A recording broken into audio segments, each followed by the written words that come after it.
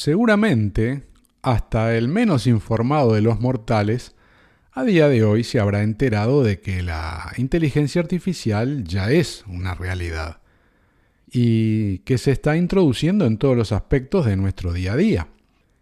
Y tampoco es ningún secreto que hay mucha gente preocupada por la incidencia que esta tecnología tendrá en nuestras vidas a corto y mediano plazo.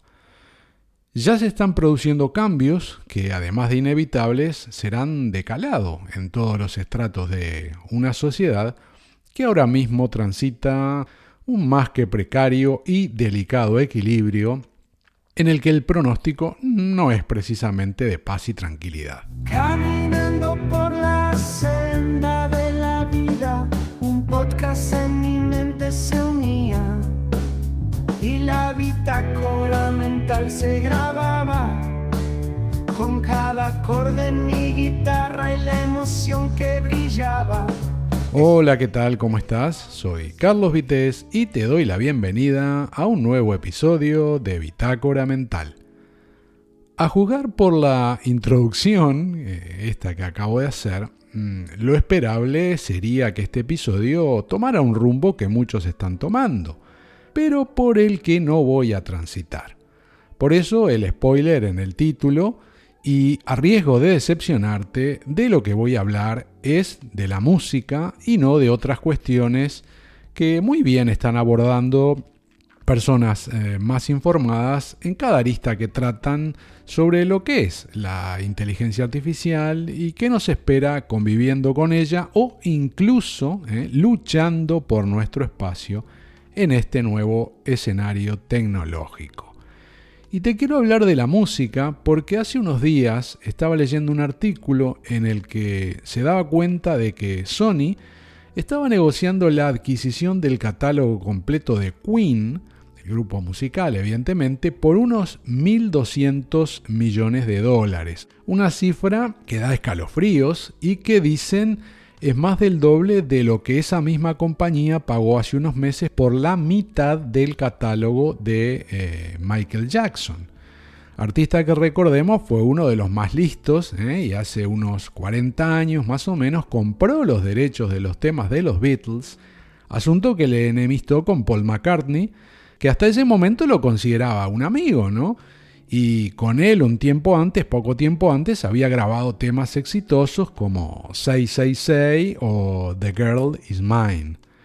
A Paul no le gustó nada esa movida y tardó más de 30 años en poder recuperar los derechos de algunas de esas canciones que formaban parte de la obra de The Beatles y sigue trabajando ahora mismo por comprar más de su propia producción, algo que espera concretar en los próximos años.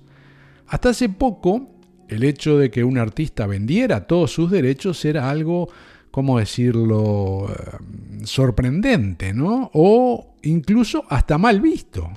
Pero en la pandemia, por el motivo que sea, y en muchos casos ante la imposibilidad de actuaciones en vivo, las cosas cambiaron. Y muchos creadores tomaron decisiones que sorprendieron a más de uno. Ahora mismo creo que una de las que más me llamó la atención fue allá por 2020, cuando se supo que Bob Dylan se deshacía de sus derechos por una cantidad que finalmente parece haber sido de unos $600 millones. Y no es sencillo conocer las cifras en todas estas cosas porque además del hermetismo que pueda haber en ciertas transacciones, y es comprensible, hay muchas formas de vender algo que incluye derechos, no solo de la música, sino de otras cuestiones que giran en su entorno. Imagen personal, por ejemplo, y más cuestiones presentes y futuras a partir de un material con lo que parece que el amigo Dylan negoció una parte en 2020 y otra en 2022, con lo que redondeó aproximadamente lo que mencionaba antes, unos $600 millones. En 2021 también trascendió la noticia de que Bruce Springsteen había concretado la venta de sus derechos. También me llamó la atención, tengo que decir, por alrededor de unos $500 millones. El mismo año, Otro que vendió la mitad de su obra por unos $150 millones fue Neil Young. Y ya que hablamos de él, David Crosby, con quien compartió escenario durante años formando el conocidísimo Crosby, Stills, Nash & Young, también consideró que en 2021 era un buen momento para vender lo suyo por una cifra que no ha trascendido. Pero hay más artistas que han seguido ese camino, e incluso en ese mismo 2021, por ejemplo, Paul Simon hizo caja con todo su material, incluida la etapa de Simon & Garfunkel, por una cifra que estaría entre los 300 y los 400 millones de dólares. Eso es lo que se maneja como dato. Y parece que ese 2021 movió mucho dinero en la industria musical, porque no se sabe la cifra, pero Aerosmith también optó por ingresar dinerito por derechos varios. Misma decisión que tomó una grandísima artista como era Tina Turner, hoy fallecida, y que en aquel momento anunciaba que se retiraba de los escenarios aprovechando previamente para recoger unos 300 millones de dólares por su catálogo musical. Y la lista continúa, porque también en 2021 Red Hot Chili Peppers creyeron conveniente deshacerse de sus derechos por unos 150 millones de dólares. Otro nombre muy conocido del que se comercializaron los derechos fue David Bowie, el gran David Bowie, artista fallecido en 2016, pero que en 2022 fue noticia cuando se comercializó su obra en 250 millones de dólares. Y hasta ahora he nombrado artistas de esos que podríamos decir veteranos, ¿verdad? Pero este tipo de negocio lo han hecho también gente como Justin Bieber, Shakira, esa capaz no la sabías, o David Guetta, lo que significa que ya es una práctica habitual en nuestros días. Y a esta altura cabe la pregunta, ¿por qué se está haciendo esto? Y arriesgaría a decir que hay más de una razón, pero sobre todo porque existe el negocio, ¿no? Las discográficas, fondos o quien sea que adquiere en cada caso los derechos de artistas probadamente exitosos no son ONGs, ni mueven estas cantidades de dinero por capricho, ¿verdad?, de algún directivo que sea muy fan de un cantante en particular o de un grupo. El mundo actual gira más que nunca aceleradamente alrededor del Bill Metal, eso no es ninguna novedad. Y si se invierte en esas cantidades es porque tiene esa gente la certeza de que la inversión está justificada y les va a generar muchísimo dinero. Pero no deja de resultar como mínimo, diría, curioso, por ejemplo, este caso que mencionaba de Queen, ¿no? Esa cifra de 1.200 millones de dólares, estando en 2024 como estamos, por el material de un grupo cuyo líder, Freddie Mercury, lleva fallecido más de 30 años. Sin duda es toda una apuesta, ¿no? Es indicador de que en el negocio de la música se están moviendo muchas cosas y, como se suele decir, el que pega primero pega dos veces. Y comenzaba este episodio hablándote de la inteligencia artificial que poco a poco va entrando en todo y evidentemente la música sin duda es parte de ese todo. Probablemente tú que me estás escuchando o hayas probado ya a generar una canción con servicios como por ejemplo Suno.ai o directamente hayas escuchado alguna de las tantas piezas que algún usuario ha creado con ese u otros proveedores que ofrecen la posibilidad de generar música de esa forma, con la posibilidad de usarla, yo qué sé, por ejemplo para un podcast, una intro, una outro, como yo lo estoy haciendo, o vaya a saber para qué otro destino, ¿no? Hace unos cuantos años era inconcebible grabar un disco sin pasar por un estudio de grabación grande, sin depender de contratos y discográficas para llegar al público general que consumía música en formato físico. Con el tiempo fueron surgiendo pequeños estudios que permitieron producir música más artesanalmente, que de alguna forma daban independencia a los artistas, pudiendo acceder a un mundo que les había sido vetado a sus antecesores. Pero la tecnología hizo su progreso Y no solo llegó el tiempo en que cualquiera podría grabar un disco en su propia casa con un excelente nivel, sino que además se hizo posible sustituir a instrumentos y músicos, tirando ordenadores y equipos varios dedicados a funciones muy específicas en algunos casos. Y paralelamente con la aparición de YouTube y otras redes sociales, hay que decir que la difusión se democratizó muchísimo, al punto de que muchos artistas comenzaron a hacer el camino inverso al que se hacía antes. En décadas anteriores, para llegar al gran público, tenías que tener un disco, una buena distribución, sonar mucho en la radio, y eso te podía abrir las puertas a la televisión, espectáculos en vivo y demás.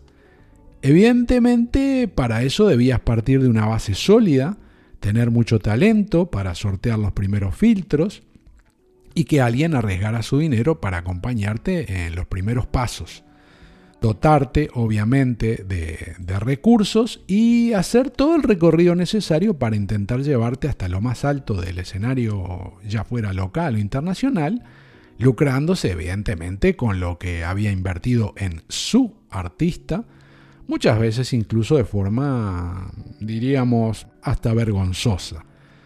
Resulta que de un tiempo a esta parte, como decía, las cosas se fueron cambiando, ¿no? Y en ocasiones incluso resultan al revés.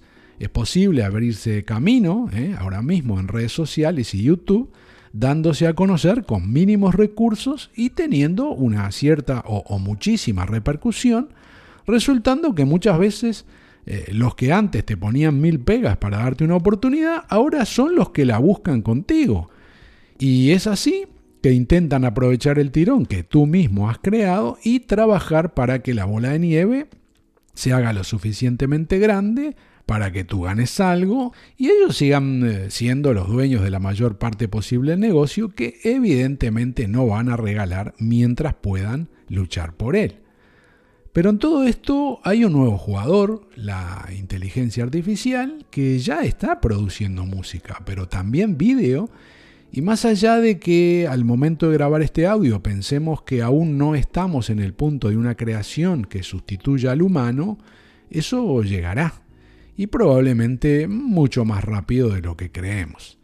La mejora es constante y seguramente en muy poco tiempo aparezcan nuevos servicios que nos permitan realizar ya una canción con una calidad excelente y de acuerdo a nuestros gustos e indicaciones. Probablemente sea de pago, pero bueno, eso ya se verá, ¿no?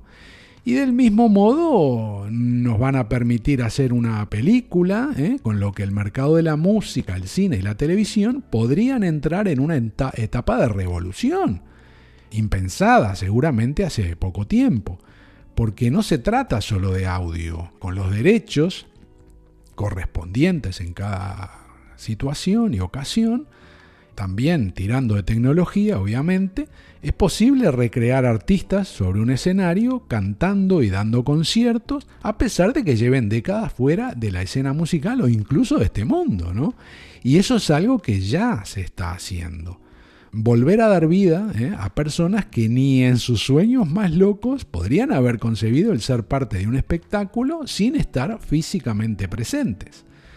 Es evidente que las grandes compañías que llevan monopolizando el negocio de la música, el cine o el audio, no sé, todas estas cosas no se van a quedar de brazos cruzados y que les quiten la comida de la boca. Por lo que, quizá en parte, toda esta movida de comprar los derechos de tantos artistas y su música, supuestamente vieja, ¿no? Porque hoy se escuchan otras cosas, sea una grandísima apuesta por la calidad y el éxito probado. Una forma de anticiparse y poder trabajar sobre ese material haciéndole modificaciones, actualizaciones o lo que sea conveniente y necesario para adecuarlo a todo tipo de público, consumidor, todo momento y situación, de forma de seguir explotando esos catálogos de probada calidad artística y que hoy cada vez resultan más difíciles de conseguir. Digo, artistas, ¿no? de cierta talla o repercusión, no de un día o dos, ¿no? Que sean gente que produce material que se escucha a lo largo del tiempo, que es donde está el negocio, ¿no? y donde hay que ganar dinero, o donde se puede ganar dinero, siempre hay alguien dispuesto a invertir, a arriesgar en algunos casos, aunque en artistas reconocidos como algunos de los que he nombrado, ya hasta te dicen la cifra de rentabilidad mensual que tenés comprando los derechos, porque es algo que no ha cesado de ocurrir en las últimas décadas, ¿no? El mundo sigue girando, eso está clarísimo, la música no para y los gustos varían de generación en generación, o incluso en periodos de tiempos más breves. Pero en todo caso, será interesante para quien tenga la oportunidad de estar en este mundo dentro de, 30, 40 años, digamos, ver si los artistas con los que creció o incluso ya, se bajaron del escenario en 2024, interesan todavía tanto al negocio de la música o a otros como algunos de los que he comentado a lo largo de este audio. Igual resulta que el reggaetón se paga más. ¿Tú qué crees? Soy Carlos Vitéz y hasta aquí este episodio de Bitácora Mental. Muchas gracias por el tiempo que has dedicado a escuchar y te espero en el próximo.